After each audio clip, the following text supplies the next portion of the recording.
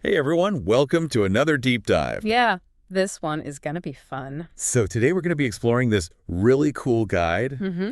It's all about building awesome urban neighborhoods. Especially in developing countries that are urbanizing so fast right now. Exactly, and it's from this architecture firm in Zambia. Organum Design Consultants. And you know what they're really into? They call it holistic hedonism. Oh, that sounds interesting. I know, right? Yeah. When I first saw hedonism, I was like, wait a minute, are we talking about Yeah. raves and sustainable buildings or something? Mm-hmm. But it's actually a lot deeper than that. Yeah, it's not just about, partying all the time. It's more about realizing that living sustainably can be fun. Okay, I like where this is going. Picture this. You're biking through a city. Okay, It's green. It's vibrant. The air's clean. sounds lovely. And you're not stuck in some traffic jam breathing in exhaust fumes. Yeah, that's definitely not fun. Exactly. So it's about designing spaces where sustainable living is just the better option. I'm getting it now. It's like making those eco-friendly choices, the fun choices. Exactly. And there's this really cool example in the guide. Oh, yeah. It's called Copenhill.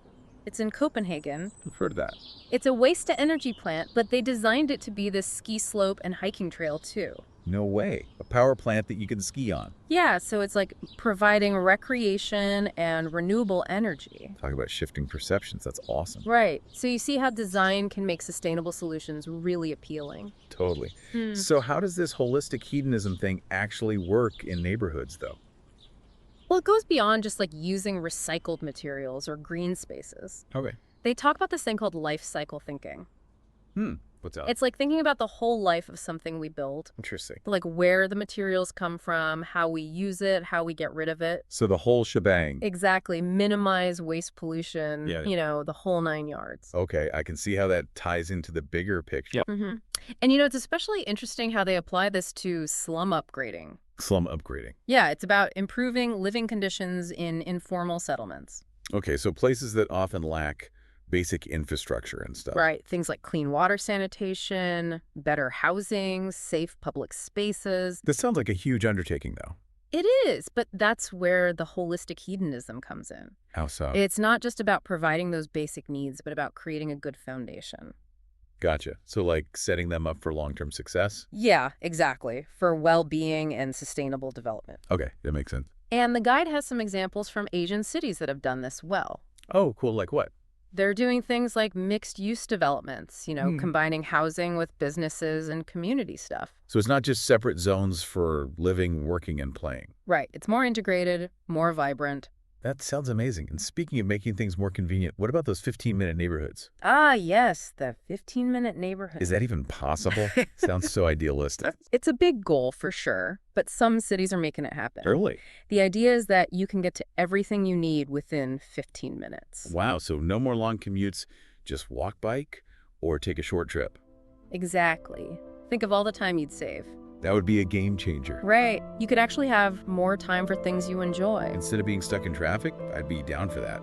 And cities like Paris and Melbourne, they're already making progress. What are they doing? They're making streets more walkable, expanding bike lanes, encouraging mixed-use development. Okay, so they're actually putting it into practice.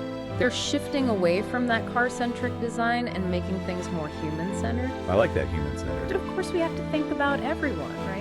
Yeah, what about people who can't walk or bike easily or need to transport things? Right. It's not about getting rid of cars completely. Okay. It's about having a balanced system that works for everyone. So like good public transportation options alongside walkable streets. Exactly. So everyone can get around easily.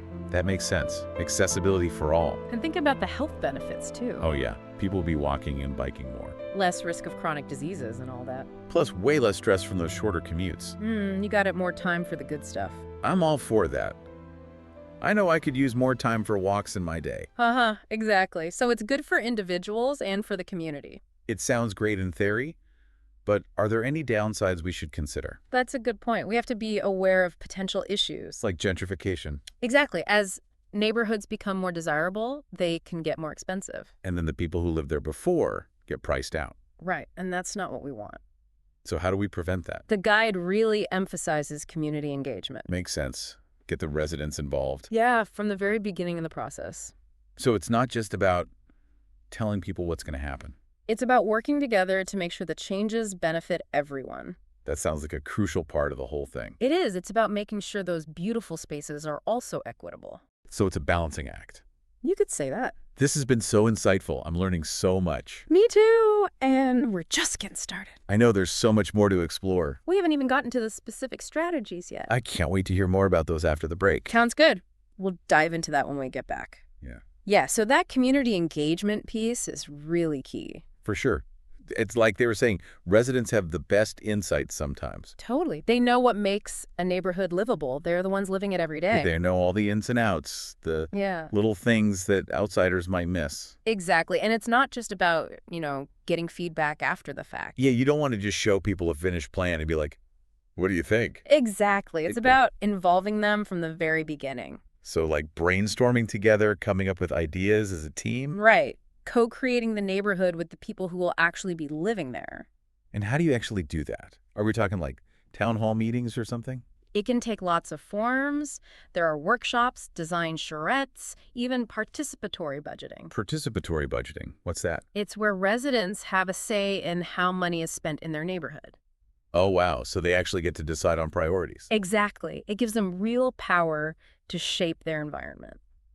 That's pretty cool. And I bet it leads to some creative solutions, too. Oh, for sure. Yeah. Sometimes residents come up with ideas that professionals would never think of. It's like tapping into that local knowledge and experience. And when people feel like they're part of the process, they're more invested in the outcome. Makes sense. They're more likely to support the changes and take care of the neighborhood. Exactly. It's about fostering a sense of ownership and responsibility. Okay, so all that sounds great.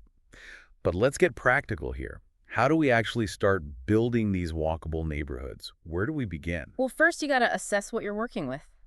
Analyze the existing conditions. So like take a good look around, see what's working, what's not. Exactly. Do walkability audits, study traffic patterns, observe how people are using the space. Okay, so basically take inventory of the neighborhood's strengths and weaknesses. Right, and then you can start implementing specific strategies. Like what?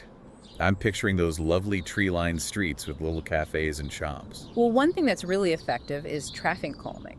Traffic calming. Does that mean getting rid of all the cars? Not necessarily. It's more about slowing things down, making the streets safer for pedestrians and cyclists. Okay, so creating more balanced environment. Exactly. You can do things like narrow the streets, add speed bumps, create roundabouts. I see. So it's not about banning cars altogether. It's about encouraging more mindful driving. Right. And those slower speeds make a huge difference for people walking and biking. You feel safer, more comfortable, more likely to choose those modes of transportation. Exactly. It shifts the focus from speed to safety and enjoyment. Makes sense. So traffic calming is one strategy. What else is there? Well, you also need to provide good pedestrian infrastructure. So like nice wide sidewalks, well-lit crosswalks, that kind of thing. Exactly. Make it easy and enjoyable to walk and bike. And what about those little touches that make a neighborhood feel special? Ah, yes. The aesthetics, those are important too. Like trees and flowers, benches, public art, that kind of thing? Exactly. Those things can transform a street from bland to beautiful. And create a sense of place, encourage people to linger and connect. Right. It's all about those little details that make a difference. And speaking of details, we can't forget about accessibility. Absolutely. We need to make sure these spaces are inclusive for everyone. So that means curb cuts, ramps, accessible pedestrian signals. Exactly. So people of all ages and abilities can enjoy those walkable spaces. Okay, so we've got all these strategies in place, but how do we know if they're actually working? Ah, good question. It's not enough to just build things. We need to measure the impact. So how do we do that? Do we just count how many people are walking and biking? That's part of it, but it's bigger than that. We need to look at the whole picture. Okay, so what other factors should we consider? Well, we can look at the economic impact. Are local businesses thriving? Are property values going up? So it's about demonstrating those tangible benefits. Right, and we can also look at social indicators like crime rates, community engagement, residents' satisfaction. So it's about those quality of life factors that are harder to quantify. Exactly, and of course we need to monitor the environmental impact too. Like air quality, noise levels, greenhouse gas emissions. Right, we want to make sure these neighborhoods are sustainable in the long run. So it's about finding that balance between economic, social, and environmental goals. Exactly. That's the heart of holistic hedonism, creating a win-win for everyone. This is all making so much sense now.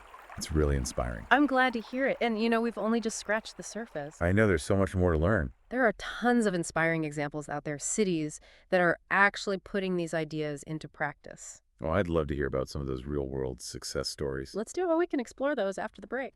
Okay, so let's talk about those real-world examples. Those cities that are actually making this happen. Yeah, let's dive in because seeing it in action really makes the difference. So where do we start? Are there any, poster children for walkable urban design? Well, Copenhagen always comes up in these conversations. Copenhagen, yeah, I've heard so much about their bike culture and pedestrian-friendly streets. Yeah, they've been leaders in this area for a long time. So it's not just a trendy thing for them. It's baked into their DNA. Exactly. It's part of their urban planning philosophy. I can see that. And I bet it's not just about infrastructure either. Right. It's about creating a culture where walking and biking are just the norm. It's the natural way to get around. Yeah, and the results speak for themselves. They have some of the highest cycling rates in the world. And I bet their streets are just so much more pleasant to be on. Totally safe, vibrant, people-centered. Sound like a walker's paradise. It really is, and it's not just about leisure either. It's about making sustainable transportation practical for everyday life. I read that they're aiming to be carbon neutral by 2025. Is that right? Yeah, that's their goal, and reducing car dependence is a big part of how they plan to get there. So their walkability initiatives are playing a key role in that. Absolutely. By making it easy and enjoyable to walk, bike, or take public transit, they're cutting emissions significantly.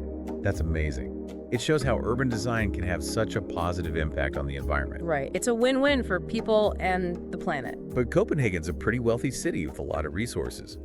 What about developing countries? Can they achieve this too? Definitely. There are some amazing examples out there. One that comes to mind is Medellin, Colombia. Medellin. Wow. I know they've had a really tough past, but I've also heard they're making incredible progress. It's a true success story. Back in the 90s, it was known for drug violence and poverty. A really challenging environment. But they've turned things around dramatically, improving safety, social equity, and quality of life. That's so inspiring. So how did they do it? What was the secret sauce? Well, they focused on a few key things. One was investing in public transportation, especially their cable car system. Cable cars. That sounds unique. They connected low-income neighborhoods on the hillsides to the city center. That's brilliant.